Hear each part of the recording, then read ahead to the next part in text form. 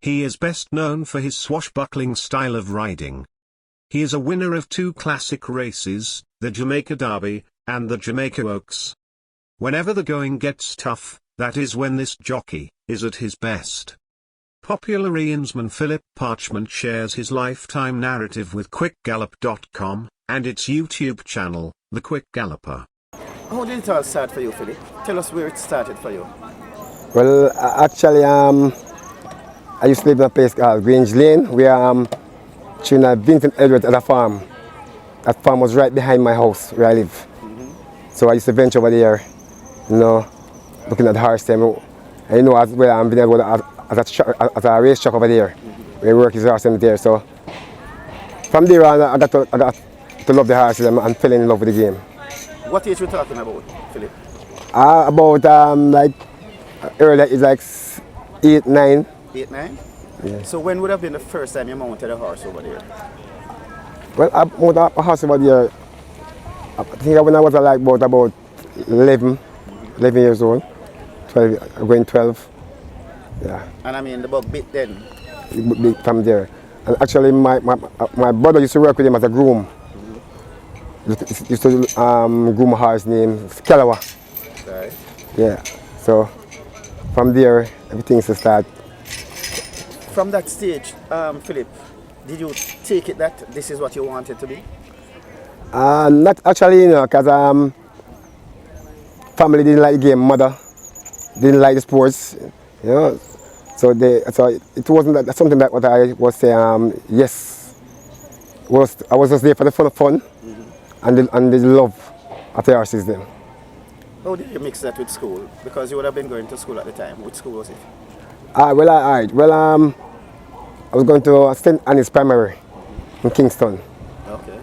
So I'm mostly get to go there like on holidays and weekends. We are 15 and go by. Sometimes I have to hide and go for the fence because my mother don't like it.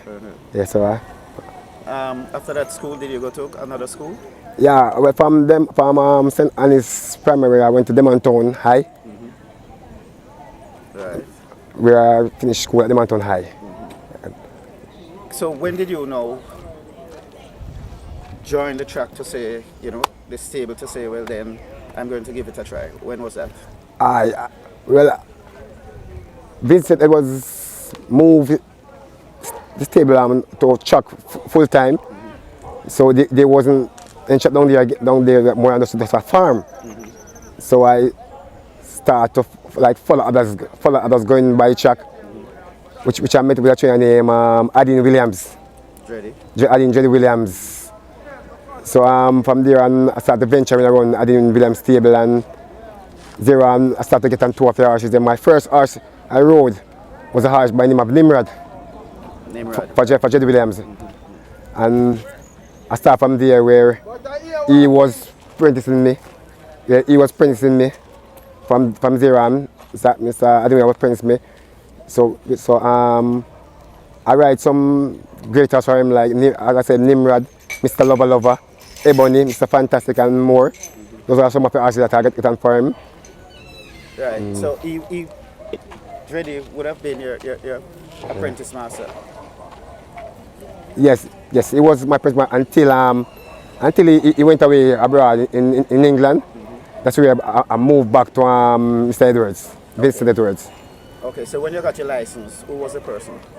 Vincent Edwards. Vincent Edwards. Yes. When was that? When you got your jockey's license? I got license in 2002. 2002. Yeah. Who would have been some of your batchmates?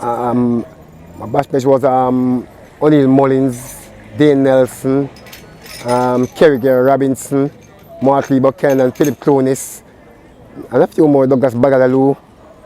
Those are some of the riders that I came with. And Paul Country Francis, as one of them. Okay. Yeah. That's 21 years now, Paul. Definitely. You're almost a veteran in the system. How has this journey been so far for you? It's been a rough journey. As a rider, if you don't have the right people around you, as a rider, if you don't have the right people around you guiding you, and physically and mentally, headspace is correct, you will go off track at any moment. So those are one of the main things that I didn't have. So I kind of lose track, get run off track. So at times I have to leave the game for a little while. I went out for a few years and came back. So it was a rough journey for me, rough journey. Yeah. Since you've been back, things have been going very well. Yeah, great. Definitely in the racing game, it comes with a lot of hard work and dedication. I say if you don't plan to give it the hard work and the dedication, it doesn't make any sense. Right. Because that was when I went away and came back, I realized that was what I was doing wrong. I wasn't putting in what I need to put in. Right. So I started putting the works, coming here early in the morning, leaving late, you know, working on my weight, bring them my weight. And from there, I see everything start coming to place, things start changing and getting better from there. Who would have been your first winner, Philip? My first winner was a horse named Tomcat. Fortunately, he died now, Gregory Butner. Rest in peace, Mr. Gregory Butner. Yeah, he was my first winning ride. I actually take double on the day. Yeah, who was the other winner? My other winner was Bushback Raja for Chinagiri Sobriety. How long was that after you got your license? Actually, it was my first time I was riding. Your first public appearance? First public appearance. And you won a double? Double on the day. That's a rare feat, you know. I mean, that's a great accomplishment. Very great accomplishment. Very great accomplishment. Yeah. What was the feeling like? Ah, Was it a situation where you felt? it was a great feeling because basically I wasn't one of the fancy riders them. You know, a lot of people didn't know much about Phillip Parchment or who was Phillip Parchment, so I was one of the fans riders them. So it was one of the best feeling ever. Yeah. Looking back, could that have affected you in the sense that first day you got two winners, so you could sort of took things for granted to say this is easy? Could that have played a part? I guess so, you know, because if you don't have the Support. and if you don't have if you don't mentally and physically focus, you can easily get off track. And also proper guidance. And proper guidance. You can easily fall off track. About how many winners you think you would have registered since you started riding? Since I started riding, I'm over 100 winners now. Just to make a note, I only won 28 races as apprentice in my 3 years. I only won 28 races in my 3 years. Right. And I'm now at 100 and a half. So since I've become a jockey, I have developed more. And I have more focus. So and I'm working more hard, and I've been seeing success coming. Talking about success, what would have been some of the major moments for you as a rider here? Your major successes? My major, first and foremost, my first major success was riding for Mr. Da Costa. That was always my aim. 18-time champion. My aim was always to ride for him. And the first horse I ride for him, I won. Who was that horse? A horse trained owned by Carlton, what's his name, Royal Vibes. So that was one of the major moments. Until there on, I started riding for him. I won the Derby for him. I won the Oaks for him. I finished second in Diamond Mile. I won a few other races like St. Cecilia Trophy, Dijab Trophy. So there's a lot of moments. Is there anyone bigger than the King Arthur Jamaica Derby? No. I think King Arthur was my most That's the major top for me. Relive that moment for us, Parchy. Tell us about that. Were you expecting when you mounted that horse on that Derby day? Did you think that you were sitting on a Derby winner? At every moment, you know, to be frank, every time I go into a race, I have myself as a winner. I go into a race with that mind space. I'm going to win. So that was what the mind space I went in that race with. I'm going to win. I'm going to win. I'm going to win. So Take us through the race. Well, one of the best things that had happened on the day was that the rain was falling, and the horse is that type of horse that loved the wet track. He loved the wet track.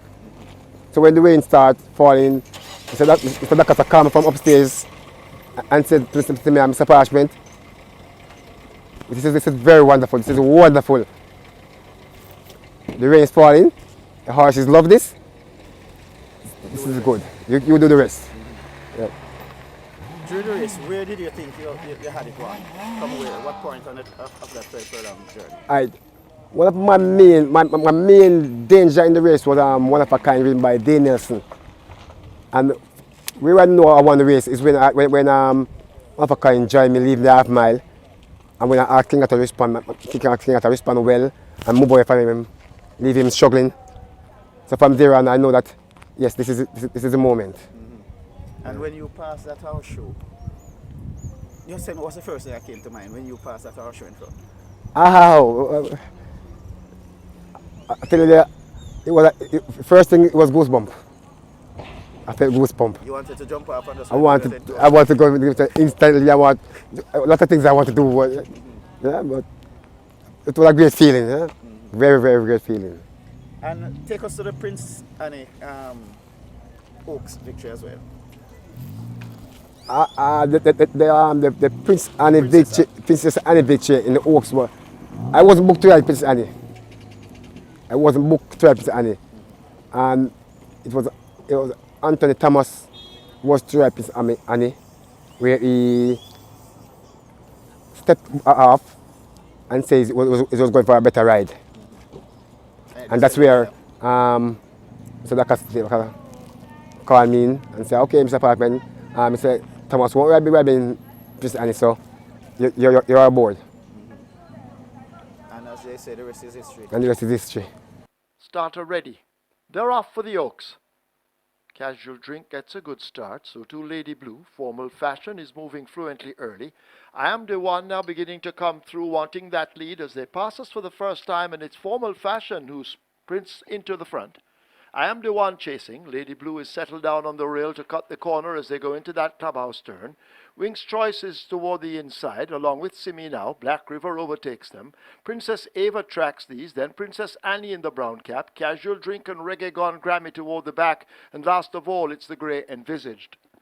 They make their way toward the far side, and it's a Lady Blue and I Am the One who match strides up front. Formal Fashion is 3 lengths back and coasting along in third.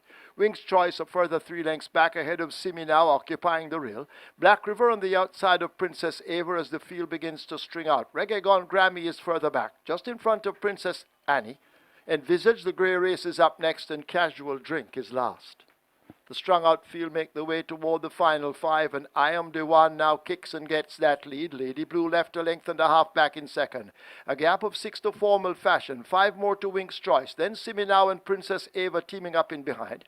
Black River is a length in behind them. A gap to Reggae Gone Grammy. Envisage now asked to make late progress as the leaders run the turn for home.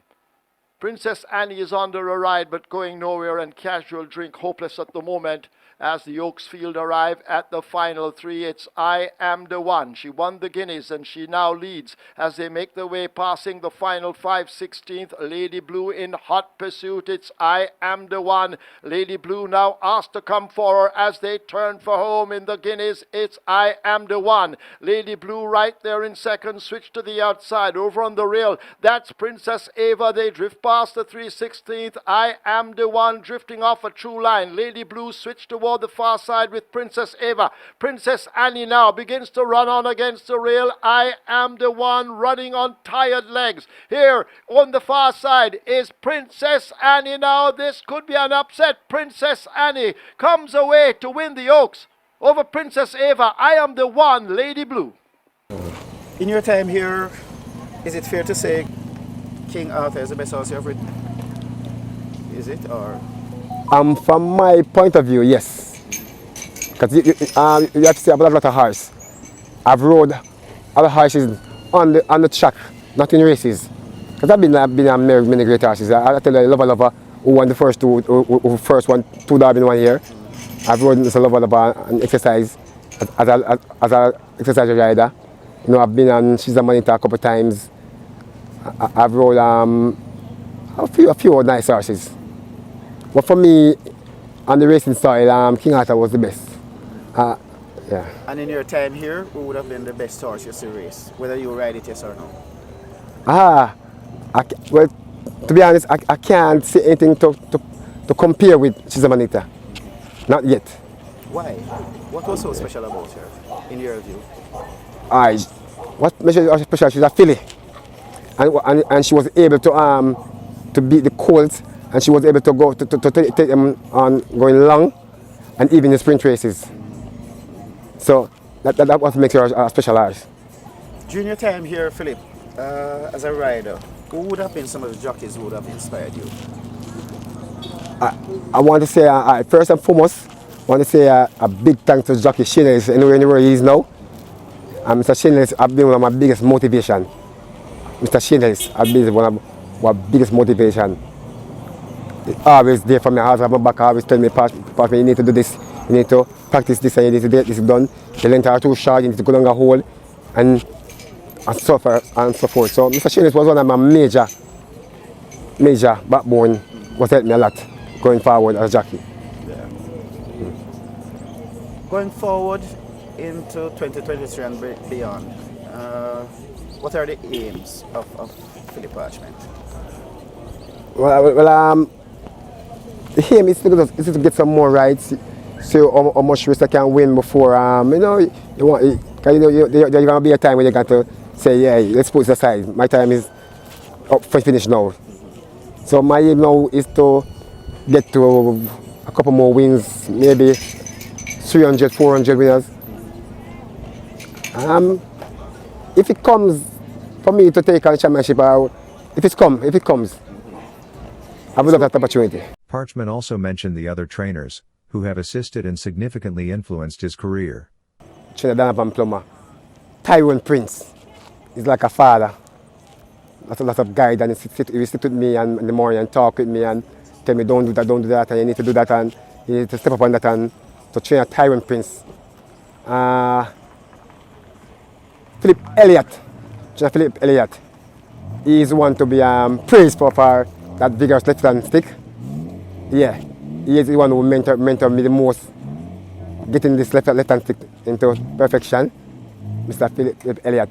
And I want to say a shout out to Mr. Freemantle, who's our trainer who I've been there to Lions Freemantle. And a few more trainers are there too. I can't remember all of them and calling them now, but those are the major ones.